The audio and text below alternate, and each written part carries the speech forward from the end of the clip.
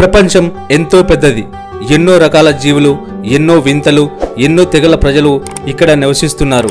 ప్రతిరోజు ప్రపంచంలో జరిగే విశేషాలు, సంఘటనలు, అద్భుతాలు, వింతలు ఇలా ఎన్నో తెలుసుకుంటున్నాం. అయితే ఇక్కడ ఓ వింత తెగ గురించి ఇప్పుడు తెలుసుకోబోతున్నాం. సాధారణముగా మనిషి కాళ్ళకు 5 వేలు ఉంటాయి.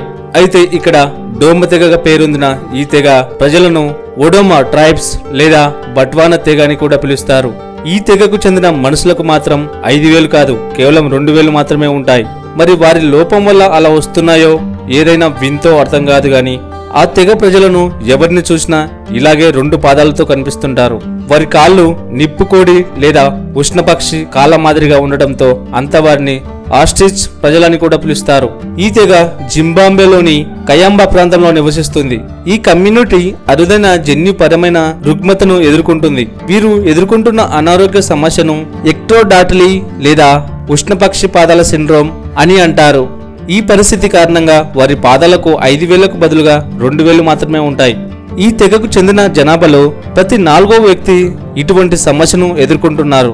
ఫలితంగా ఈ తెగకు చెందిన వారు వివాహం చేసుకోలేని పరిస్థితి ఉంది.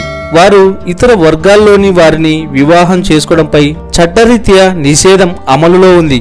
ఈ తరహా వ్యక్తులు సరిగా నడవలేరు, చెప్పులు వేసుకోలేరు, కేవలం చెట్లు ఎక్కే విషయంలో మాత్రం చురుకుగా ఉంటారు. మిగతా ఏ పనులు కూడా సరిగా చేసుకోలేరు. వీరి బాధను చాలా మంది ప్రభుత్వాలు వీరిని ఆదుకోవాలని కోరుతున్నారు.